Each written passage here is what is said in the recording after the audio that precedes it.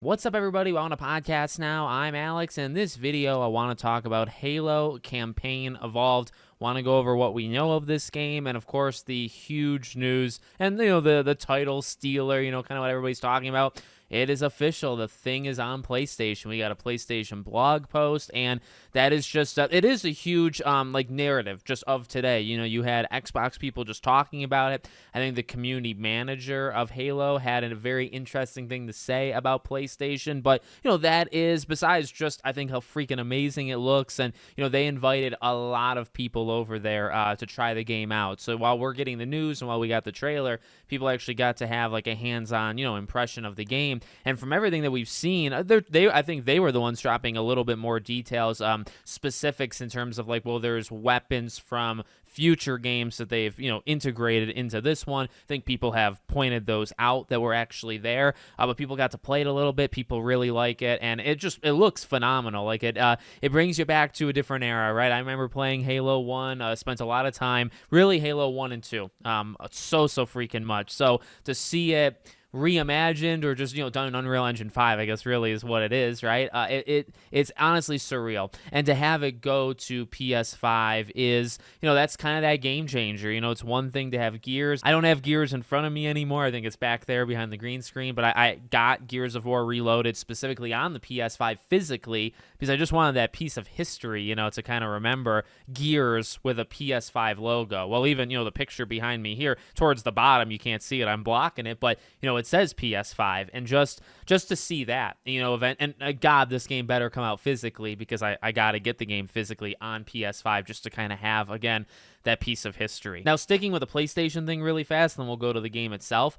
Halo is on PlayStation going forward, according to Halo community director Brian Gerard. So that to me is the most because you see this, and I think at the end of the blog post they quoted Chief and talked about how this is just the beginning, and it's well, you could look at that as just the beginning for the info on this game, right? Because there's 3 new missions. They're doing kind of prequel content right before Halo 1, so there are new things. There's things that they still have to kind of explain and show us. So you could think about it that way, but also what if that quote from Chief and what they're doing with the PlayStation blog is this is only the beginning of, it's not just the beginning of Halo 1 news and content. It's the beginning of Halo content on PlayStation. And that's the big one, because you still have Gears of War E-Day, you still have the next Halo game, you still have opportunities for it to just come out on PlayStation and really take that next step. This is already a gigantic step. And by the way, this I think is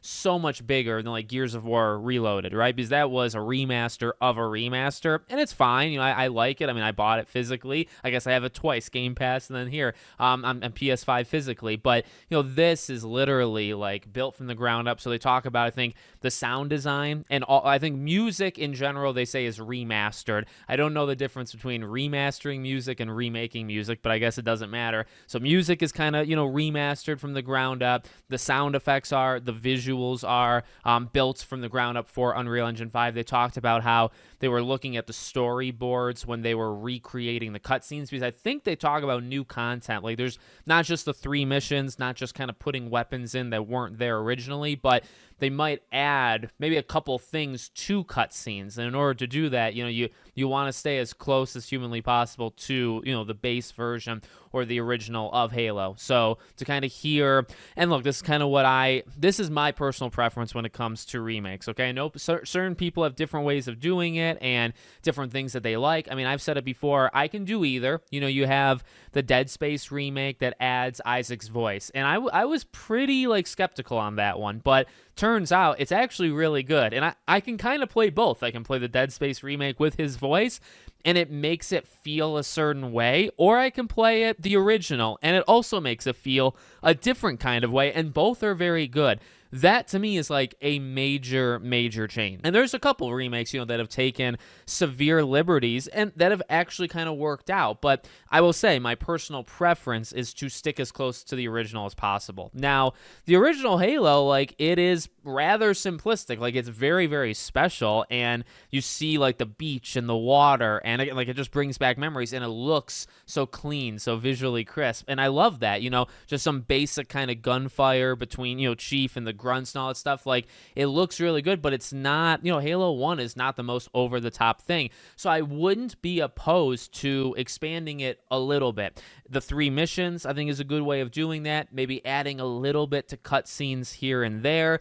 There is something very special to the way the story is told in Halo 1, but, is there room to kind of grow a little bit? Yeah, they talk about sprinting, right? Sprinting is in this game, but you don't have to do it. And again, that's something that kind of aligns with my personal preference, where it's like, give us some new things, enhance it where it needs to be enhanced, do the remake, of course, but stay close to the original. And then for something, I mean, I would say as simple as sprinting, but it is actually quite a hot topic. Like, you give it to people. Some people are going to be very happy about that. Some are not going to be, but you can toggle it. So it doesn't even, for those that want to use it, they can use it. It's not harming literally anyone, right? Because if you don't want to use it, you can pretend like it's not even in the game. So from everything we have heard so far, from the missions to the reimagined or remastered sound and just everything in this game, it sounds like the definitive version of Halo 1, Halo Combat Evolved, which is kind of what you want to do, for these remakes. So I look forward to it. 2026, they don't give a month. They don't give a season even.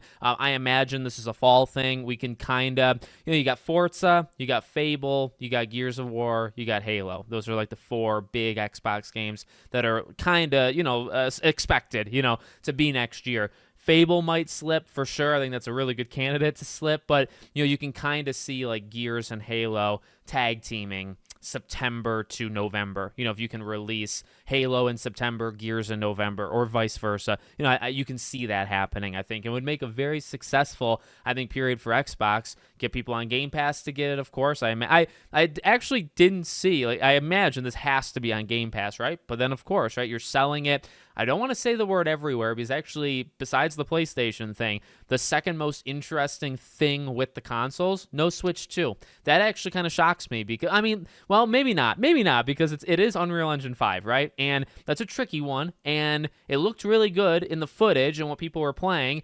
You got to put it all together, and it's got to come out in a really good form. We've seen Unreal Engine 5 games struggle so much, and there's the debate of, is it the engine or is it the people optimizing it, right? So, okay, let me take that back. With that being said, that is a tough one. I do think it should. I think a Halo remake on Nintendo Switch 2 would not just be really cool, because, again, you can kind of see it visually, like the physical box, but I think that opens you up to, like, a huge amount of Nintendo players that I think actually would get a game like that and play it on the go. I think if you put it on the Switch 2, you're opening yourself up for 1 to 3 million units kind of right there. I think PS5 is going to be a really big one, because, factually, you do have PS5 people, like myself, let's say, right, a little bit older, but not super old, that played it originally, on an Xbox or had a friend or whatever. So, I think there are so many people that have played the original Halo. I feel like you're not going for a super wide group that's never played it, but there will be people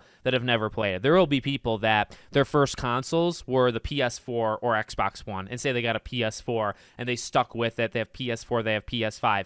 There are absolutely factually people that have never played the first Halo. Now you're opening yourself up to that with the PS5 owners. You should be doing that, I think, with Switch 2 as quickly as humanly possible. So no update. I didn't see anybody even really talk about it, besides it wasn't named, but I imagine that's something that you would want to do maybe long term, which we're seeing with Switch 2 games, right? They kind of come out 6 months later or whatever. I think it takes a little bit longer. So let me know what you guys think. Make sure, as always, you're subscribed to the channel, bell icon turned on, and I hope to see you all on the next one.